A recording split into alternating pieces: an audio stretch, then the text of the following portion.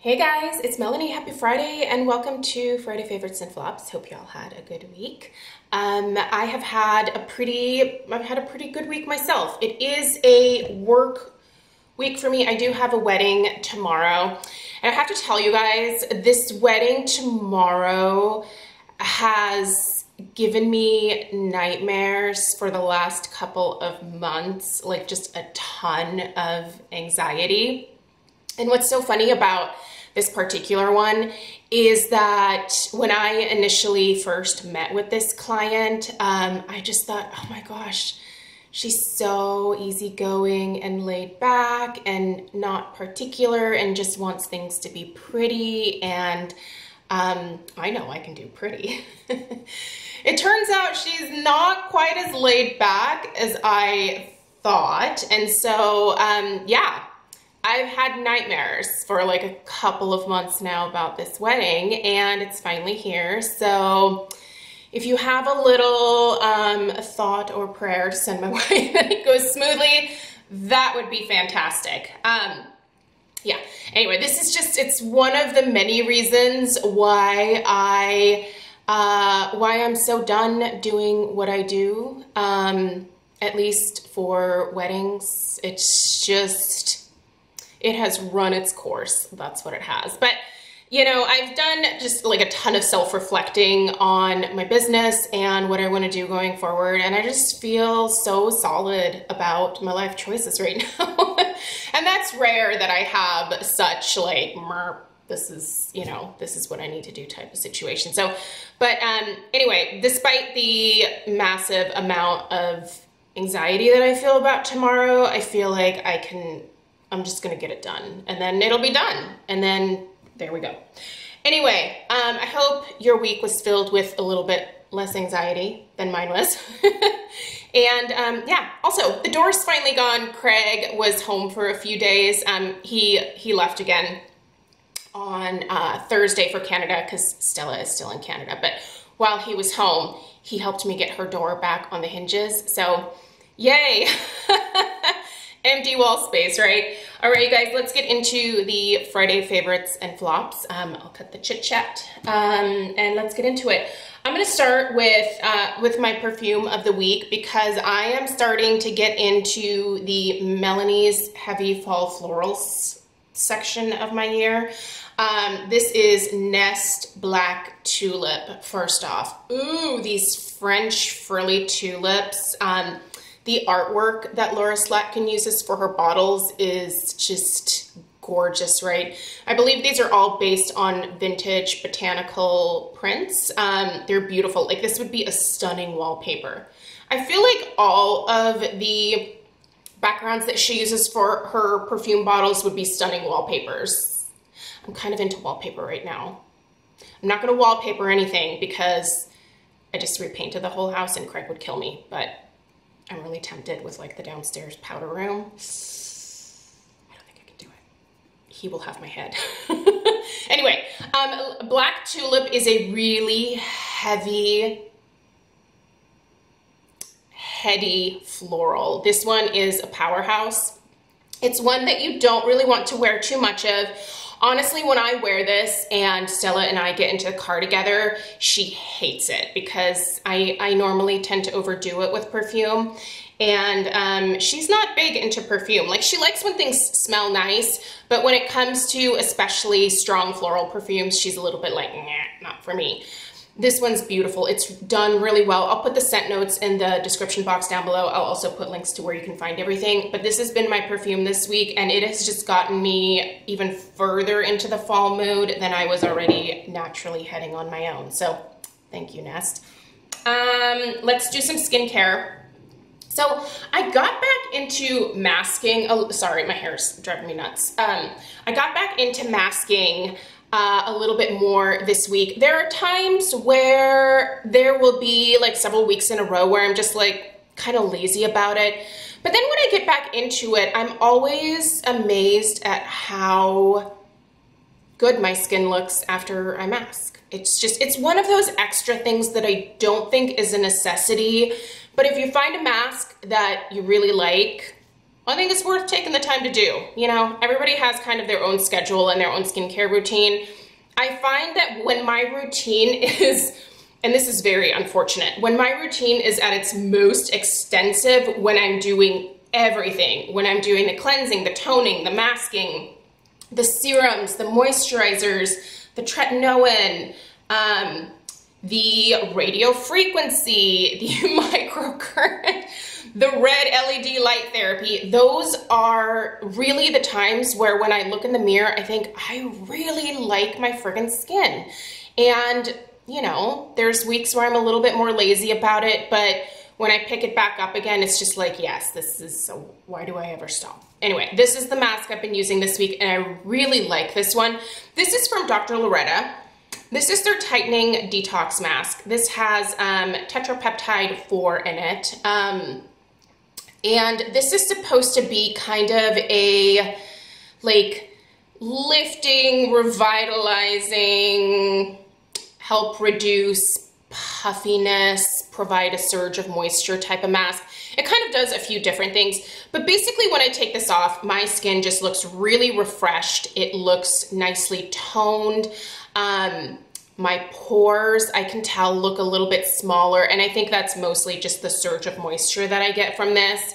But you just leave it on for about 20 minutes. Honestly, usually when I do a mask, unless it's a clay mask, which I tend to wash off like in under 10 minutes, with a creamier mask like this, I can leave it on like 30, 40, sometimes an hour. It's just depends on when I'm like, oh crap, I have a mask on my face. And then I have to go rinse it off. That's when I will rinse my mask off. But with the clay ones, it's very abundantly clear that you have a mask on your face because they kind of like pull you tight. So, but this one's really good. If you've never tried anything from Dr. Loretta, they are a higher end skincare brand, but she's a dermatologist. She has some really, really great products. Her cleanser is wonderful. There's a cleanser, I think it's her gentle cleanser or something like that. That's really wonderful. Just a great lineup. Check them out if you haven't. You can find Dr. Loretta on her website. I think also at Nordstrom's. I think there's a few other places as well, but this is a great brand. Totally worth looking into.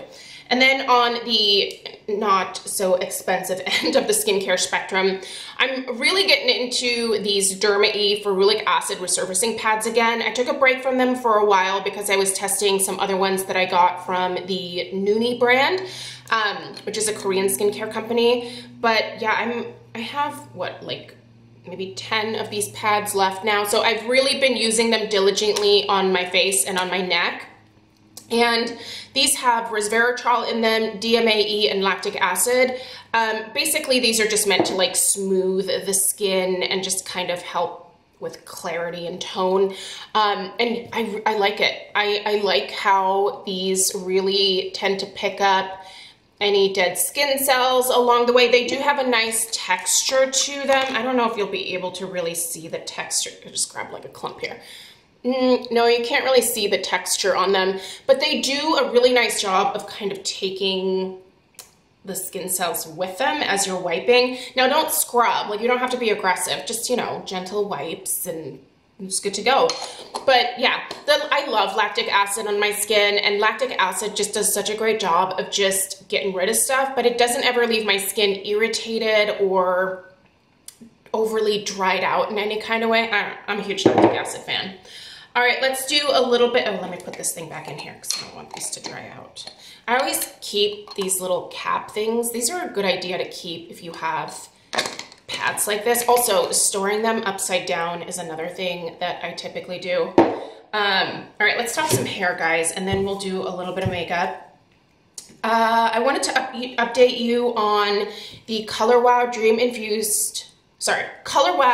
Cocktail Carb Infused volumizer, and this week I've been pairing it with the Color Wow Raise the Root Thicken and Lift Spray, and I really like what it has been doing for my hair in terms of how thick it feels and how like manageable it is. But I can feel there's product in there, but it's not sticky or crunchy, but it does really build up my fine, thin strands a little bit. Now, when I used this and their new extra large bombshell, which by the way, I've been seeing like Instagram ads for that and even ads like over on Facebook and stuff, like saying it's like the greatest hair volumizer ever. I just want to be like, no, you have other products that are actually better than that one, but I don't know. Anyway, I just was less than impressed with that one. It's not terrible, but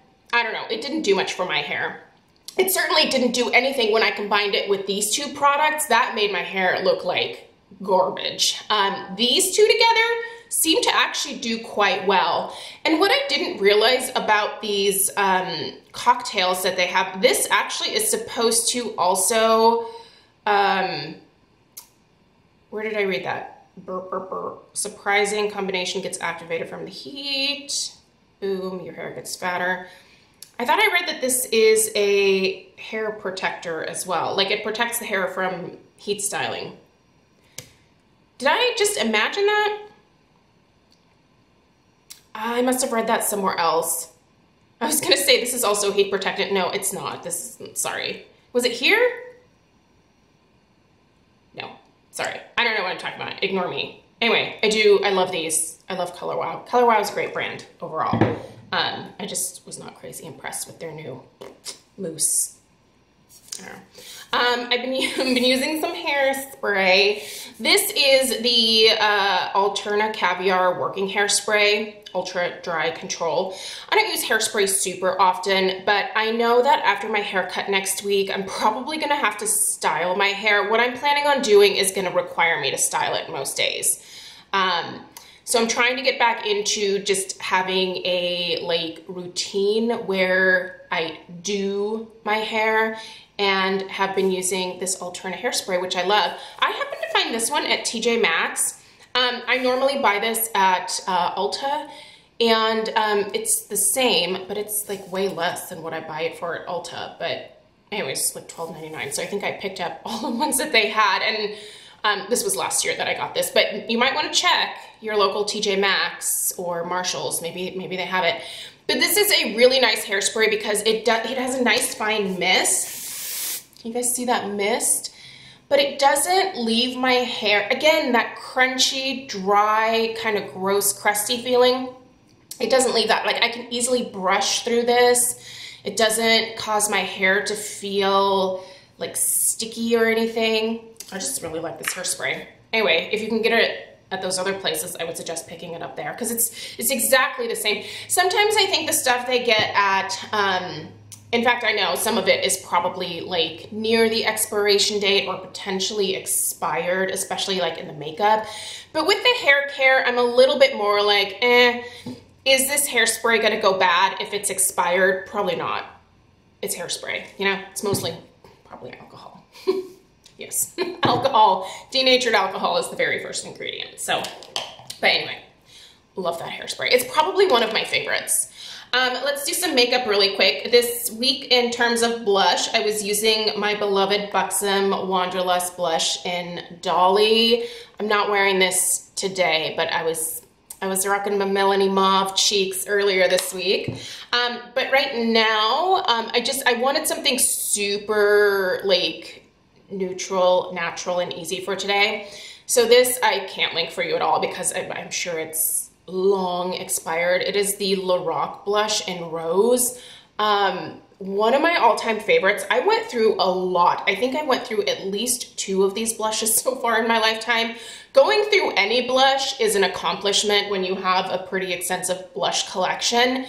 But this one is fabulous. It's a really nice, neutral, matte pink. The color payoff is perfect if you're very fair or pasty like I am.